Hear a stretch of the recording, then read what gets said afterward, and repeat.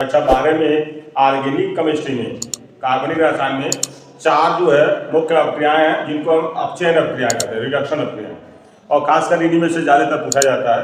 और कॉमन बात यह है कि सभी जो है कार्बोनिल समूह जो लेशन है आपका एल्डिहाइड, कीटोन तथा कार्बोक्सिलिक अम्ल उस लेशन की अपक्रिया है। तो इसमें जो मुख्य अपक्रिया है वो पहला है जैसे स्टीफन अपचयन अपक्रिया,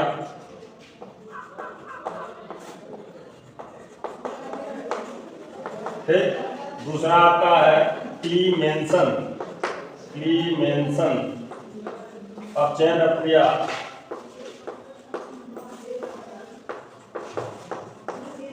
ठीक। तीसरा आपका है उल्फ किस्नर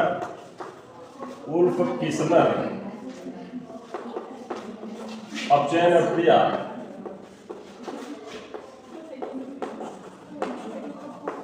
और चौथा आता है रोजेनमुंड अपचयन अपक्रिया, ठीक। तो ये 4 अपचयन अपक्रिया है। तो ये 4 ही हैं जो अक्सर जो है एग्जाम में घुमा फिरा के पूछी जाती है। इनमें से एक चीज पक्का रहा, ठीक है। तो बोर्ड एग्जाम करीब है तो आइए इसको पढ़ लिया जाए और आप लोग याद कर लें जिससे एग्जाम में आपको सुविधा हो सके, ठीक है। तो स्टार्ट करते हैं। तो सबसे पहली अपक्रिया कौन सी है? स्टीफन अपचयन अपक्रिया। तो पहली वाली अपक्रिया हो गई आपकी स्टीफन अपचयन अपक्रिया। अच्छा, चारों लिखना है तो पार्ट वाइज कर देते। तो देखो इसमें मामला क्या होता है कि Cl2 और सांद्र HCl लेते हैं, ठीक है। और इसमें एल्किल नाइट्राइल का अपचयन होता है इवनिंग में। तो एल्किल नाइट्राइल को एग्जांपल ले दिया, मान लीजिए हमने CH3 C triple bond N होगा, साइनाइड के बीच में। नाइट्राइल किसको कहते हैं? साइनाइड को। तो कार्बन और नाइट्रोजन के बीच कैसा बॉन्ड होता है? Triple bond. इसका अपचयन कराएंगे। अब देखो Cl2 और HCl अपचायक होता है, ये हाइड्रोजन प्रोवाइड करेगा। तो हाइड्रोजन प्रोवाइड करेगा तो यहाँ 2H लिख दो या H2 लिख दो, ठीक है। तो इसमें से एक इसका जो बांड टूटेगा तो एक बार इसका खाली, एक बार इसका खाली, तो क्या आ जाएगा CH3 CH और डबल बांड क्या होता है NH, राइट। और उसके बाद क्या होगा? फिर इसका जल अपघटन हाइड्रोलाइसिस कराएंगे। तो जल अपघटन कराएंगे तो ये बन जाएगा, देखो जल का जो ऑक्सीजन है ये डबल बॉन्ड के साथ जुड़ जाएगा तो CH3 CHO बनेगा और अमोनिया क्या होगी? अलग हो जाएगा, ठीक है। दूसरा रिएक्शन देखिए, दूसरा का है क्लीमेंसन अपचयन।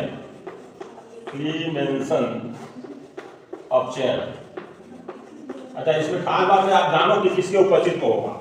तो क्लीमेंसन अपचयन अपक्रिया जो होती है ये अम्ल गमित जिंक, क्या? अम्ल गमित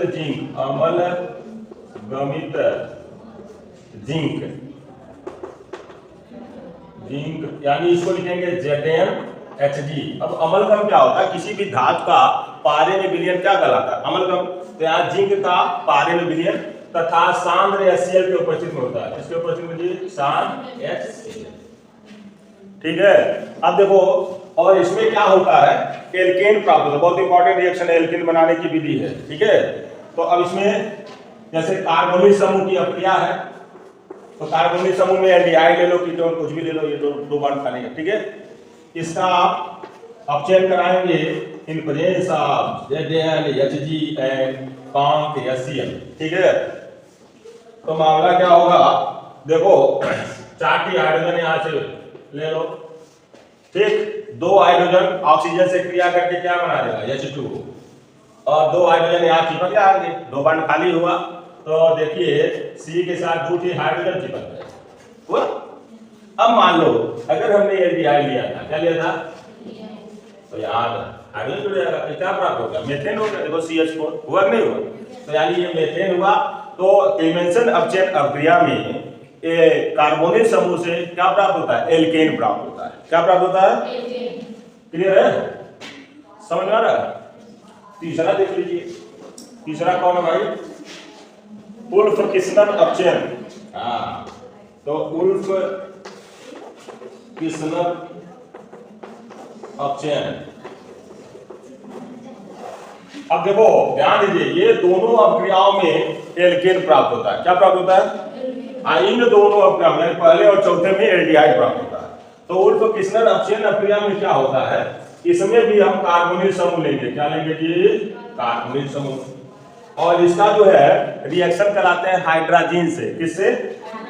हाइड्रोजन का सूत्र होता है NH2.NH2। क्या होता है? और इसमें हाइड्रोजन बनता है। क्या बनता है? हाइड्रोजन बनाने के लिए देखो C ये हो गया, ऑक्सीजन रिप्लेस होता है और यहां से हो जाएगा N.NH2। क्या बना? N.NH2। इसको हम क्या बोलते हैं? हाइड्रोजन कहते हैं। क्या कहते हैं? अब देखो उसके बाद KOH प्लस ग्लाइकाल,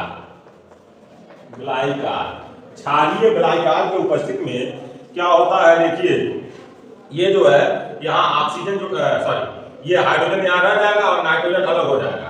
तो ये C के साथ जो कि हाइड्रोजन बच गया और नाइट्रोजन क्या हो गया? अलग हो गया। समझ रहे?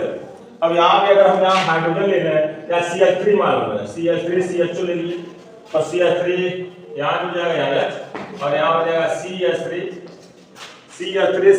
एथेन बना नहीं बना? अरे ये CH3 है और CH3 हो गया, तो क्या बना? एथेन। यानी इन दोनों अभिक्रियाओं में आपको क्या प्राप्त होता है? एल्केन प्राप्त होता है। अगर H लेते तो मीथेन बनता। तो फिर से देखिए उल्फ किस्नर अपचयन की अभिक्रिया क्या होती है? जब कार्बोनिल समूह को हाइड्रोजन किससे?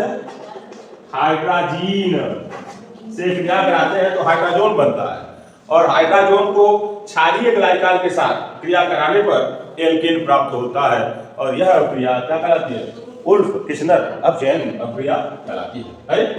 और लास्ट है हमारा चौथा, यहाँ लिख देते हैं, यही लिखे हैं, इसके आगे बढ़ा मामला नहीं, रोजेनमुंड अपचयन अभिक्रिया। तो रोजेनमुंड अपचयन अभिक्रिया, हाँ चंडमुंड का नाम सुने होंगे, हाँ ये रोजेनमुंड है।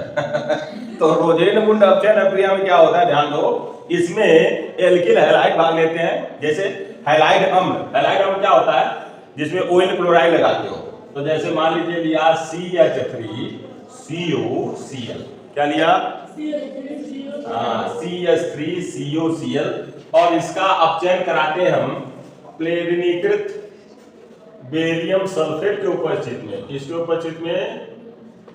प्लेरिनीकृत बेरियम सल्फेट। इसको लिंडलार उत्प्रेरक के नाम से भी जाना जाता है। कौन उत्प्रेरक है? लिंडलार उत्प्रेरक है। हाँ। तो मामला क्या होता है? देखो इसमें भी देखिए CH3COCl है तो CH3COCl ऐसे जुड़ा हुआ, ठीक है।